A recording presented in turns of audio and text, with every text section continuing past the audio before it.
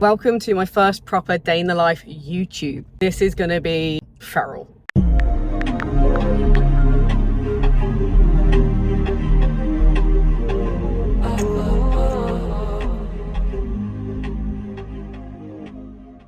So I've just been to Pilates.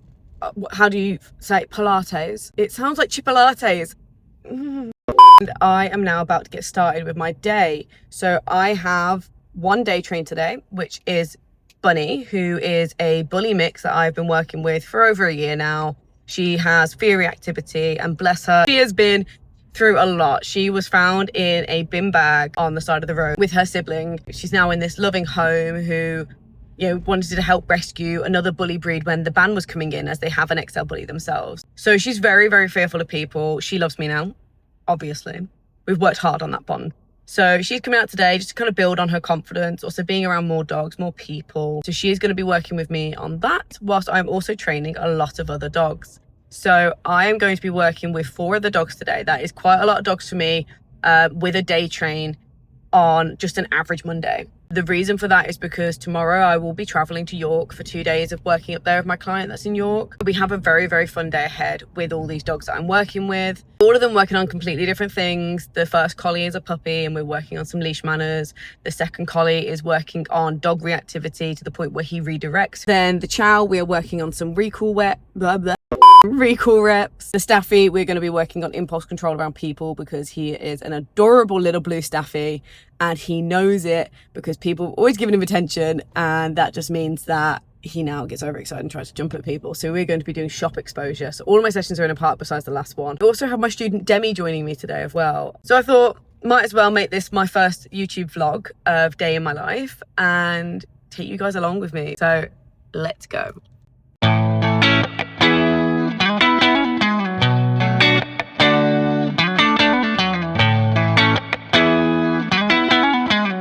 Bunny is now in my boot. She didn't want to get in the boot because she is like that. Every time she's near home, she just wants to stay at home, stay nice and warm. And you know what, girl? What a mood. What a mood. So I have now got her in the car and Moss is on my backseat because he is a little bit weird with dogs getting in the crate next to him. He's fine, but if a dog's nervous, it's just not worth putting him next to them. I'm gonna go grab a quick bit of breakfast because I am absolutely ravenous.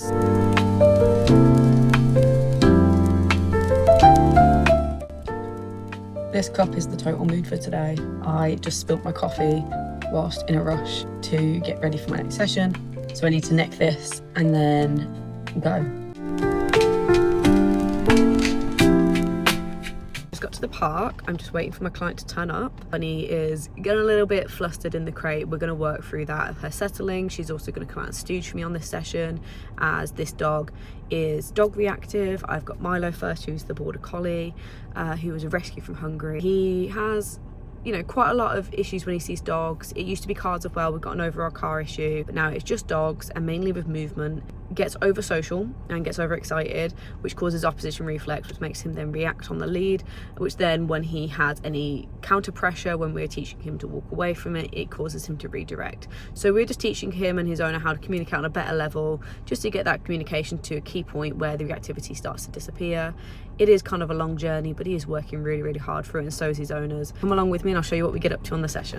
What you want to build with the sit is a duration, so distance, distraction, duration. So he sits, take a little step back, go back and praise him. Although I think we're going to have a dog coming out of there now, so let's get the lead short again and start walking. There you go, nice. Keep him walking just because these ones might come over. We'll work through this again and then we'll get you into that sit. So when you're doing distance and duration of sits, I want it to be that you don't say wait or stay. Sit should mean sit, down should mean down. I get the wait and stay for food, that's completely fine. Okay. But when you're doing a sit, I want it to be, okay, you take a little step back and then you go back and reward him. Then you can build up your distance of it. He does do it because he sat for me and he stayed. But it's me, isn't it, compared to you guys? He clearly loves me, so start walking. Just because those spaniels are going to be absolutely nuts. Great fun. Oh, and it's just a baby. Nice. Make sure that doesn't come over. Yeah, so I don't mind a little wait every so often. That's not the end of the world. But I don't want it to be like a wait, you know, because that builds anticipation. So then when you're doing that constant wait, he's going to go, oh, I want to go. You want to be, you sit, it's boring. You don't want to come over here. You sit and you stay till I call you over. And then we make it fun. Just so then we have that escalation of adrenaline then for him coming back to you. And bring him back and get him into that sit again. We'll practice that sit. Sit. Nice. Just take a short one back this time. So about there's fine to get treats in there. And then take literally one tiny step back and then reward it. He's like, I can't in this muzzle. If it's easier, we can take it off. I'm just worried about how many dogs are coming out in there for him. You don't desperately need that muzzle, do you, Milo? Okay, Milo. Nice. Then get him to sit here. Sit. Nice. Milo, sit. Sit. Nice. And all I want you to do is literally just take one. So look at my feet a sec. So literally just one like that and then back. So don't actually lean back onto that foot. Just take the step back. Yeah, it sounds really stupid, but it's literally that one little bit of step adds that tiny bit of time staying in that sit. Milo, you know how to do this. Stop getting yourself stressed. So it's literally move that one leg back, then reward. Nice, then reward it now. Milo. So just use, remember that word yes we used to use, yeah? So mark it with that yes, so literally take the one step and then yes. So he should look back for that food then. There was a few moments where we had a little redirection and a bit overwhelmed, and that was to be, you know, expected. We had suddenly loads of dogs in the car park. We're working on is the owner's mindset as they get into a bit of a frantic mindset because obviously they don't want their dog redirecting onto them. His mum is also pregnant, so obviously we don't need that behaviour to happen because that can cause damage. He does have a strong bite. He has bitten me before in the past when we started working together. So we were trying to work through that. We were going to work through recall reps, but it just suddenly got too overwhelming to work through those things. So we worked on a lot of their mindset of going, okay, when we are flooded and there is way too much going on, the dog is going into frantic mode. How do we switch that off? So working on them switching off their own frantic mode, getting the dog into a nice calm sit and focusing on them, letting the dog kind of bark it out a little bit because he's just letting out that adrenaline, keeping him in a sit though, as long as he doesn't break the sit, we've at least got that job, and it slowed it down faster, which is exactly what we needed. So we worked on that mindset of kind of reconstructing the reaction so there's no escalation, and then getting back into that calm state of mind, a following state of mind, and working through that. So that is something that you could take from this, is if you've got a really reactive dog, sometimes it's too overwhelming. You need to slow down your mindset. So slow down your mindset before you can slow down your own dogs.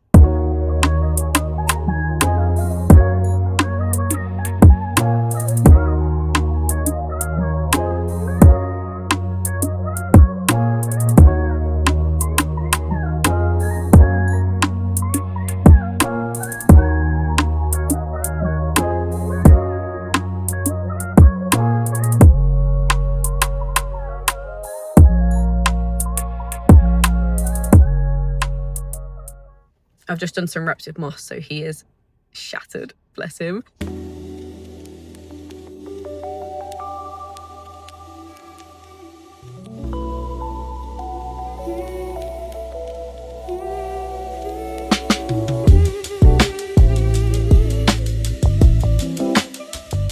Next up, we have the amazing Tess. If you've followed us on Instagram or TikTok for a while, you might have seen Tess. She is one of our little pups that I've helped raise. She is hopefully going to be a psychiatric assistance dog when she gets a bit older, but she's currently going through a lot of teenage behaviours. So we're going to be working on her becoming a good girl, because she is.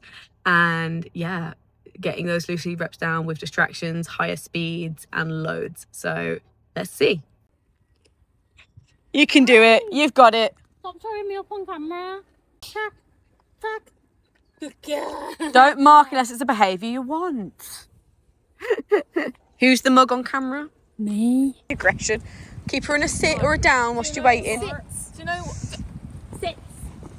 Do you know what? So can't go on, mother. Smaller steps than Mark.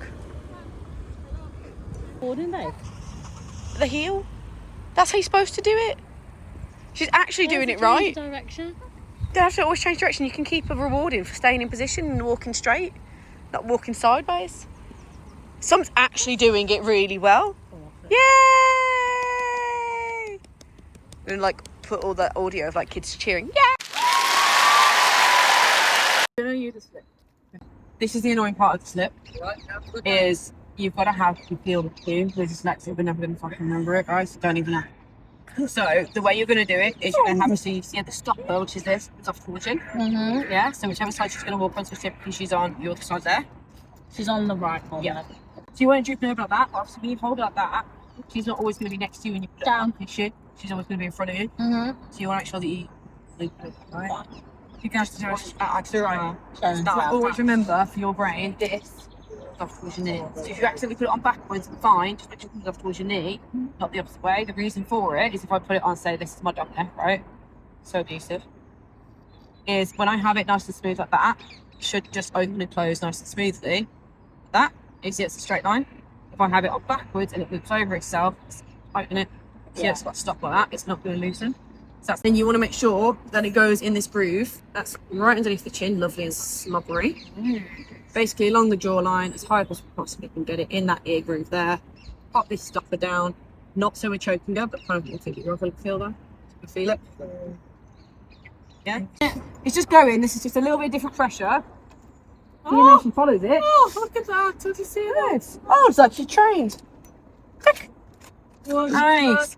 You control her from that little bit higher up in her head so we get that centre of balance. So I'm not too fussed about which side she's on at the moment. You're just getting her used to feeling that pressure. So she follows it. So again, a little bit of pressure on. It's that light that I'm literally able to do it with my fingers. Right? Really light. You're not yanking, you're not pulling. She got some That's so funny. This shit. Yes, it is. And she's working like a show dog. Happy works for kibble. Does it not? She'll work for something that isn't hers. So let's get you on the right. Good girl. Pressure and follow you. You kind of catch her out back pedal. Mark it. Oh, this is a great lead. You need this rough now. You cannot let her pull into a track at all, or you'll uncondition it and we'll have to it. You have to keep your conditioning on it. Is that what's happening with the flat? Unconditioned, because on the flexi and stuff. It happens with the prong. Everyone does it on the prong as well. If you uncondition it, back, let it pull on it for too long, and then it becomes a problem. Wow. So just taking Bunny out on a little wee break as she is doing very good, but we're just doing a lot of emotional regulation. She struggles on the day trains of just being out and about without her sister dog and without her owners. So we're having a little decompression walk, letting her just chill, not pull at the end of the lead, but you know, process things. So tested really good. We've introduced her to the slip lead today to work around her opposition reflex reactivity towards seeing new people and also just fighting the lead. But she's just in typical teenage phase and she's in season, so don't blame her, girl. Hormones are hard. So yeah, we are doing really well at that, and they've just got themselves onto a slip lead, so hopefully we're on to better and new things. She did really good on it. Was a bit difficult when she saw moss in drive, but she does love moss. She's obviously been brought up around moss, so that was different. But just on my quick walk with Bunny, then going to grab some lunch, got a video call with a client with a new inquiry, and then back to more sessions. So Demi's turned up with Rudy's. Hi. She's gonna steal my coffee. We are just waiting for the chow chow to turn up for their session, and we will be doing some nice recall reps today. Woof. Roots. Woof. Woof.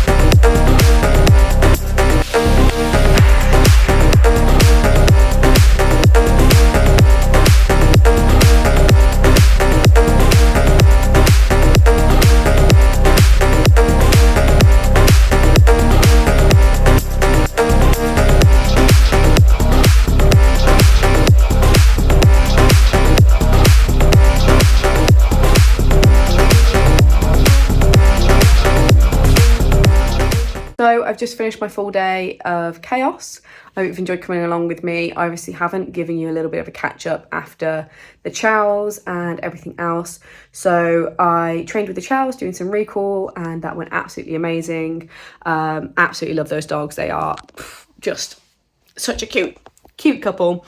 And I'm not massively a chow person normally, because they normally come to me for reactivity. So these guys being the perfect pair just make everything easier, and I absolutely love them. Then I was supposed to have Dexter the Staffy, but his owners are unfortunately not well. So me and Demi took advantage of that and went and did some of Rudy's first e-collar training session and did some reps of that, whilst also building some drive, because we're going to be doing a team bite work session soon.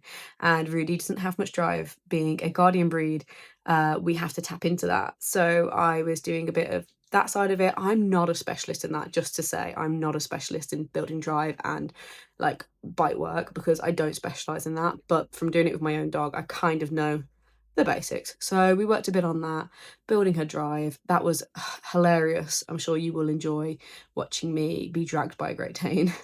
That literally almost weighs the same amount as me, so that was chaos. But yeah, I hope you enjoyed that. And then Moss had a bit of fun as well at the end, doing some obedience and some guards.